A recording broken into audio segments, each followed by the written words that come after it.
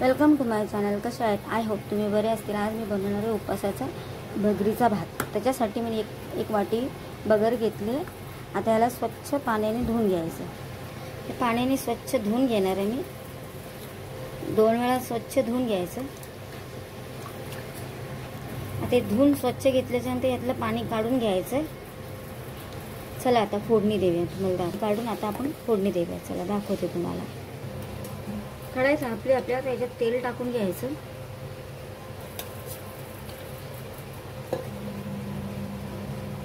तेल गरम होऊ द्यायचं.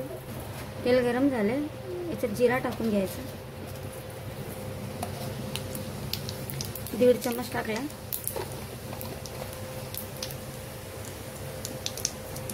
आता मिरची टाकून घ्यायची.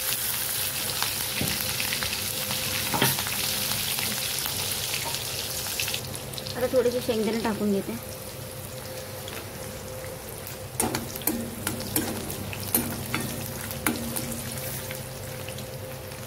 आता याच्यात पाणी टाकून घेणार. त्याच वाटीने पाणी टाकून घ्यायचं. 2 वाटी.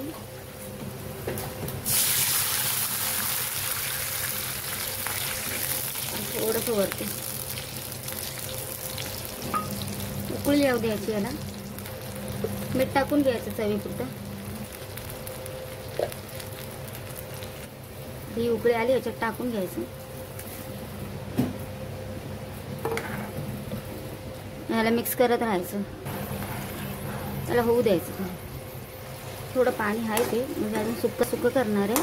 अगर तुम्हाला थोडं ढिल्लं पाहिजे याच्यात पाणी टाकून घ्यायचं. सुक्कं करून घेणार. आता ते आपल्या बगरीचा भात होईपर्यंत त्याच्यामध्ये संगती लागणार आहे शेंगदाण्याची.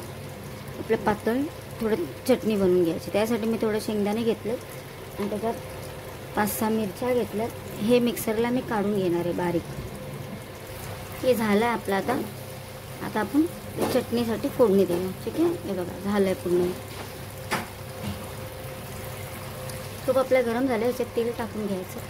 तेल गरम झालं, अर्धा चमचा जिरा टाकून घ्यायचं. जिरा आपला तडतडला तर सगळं मिक्सरमधला मसाला.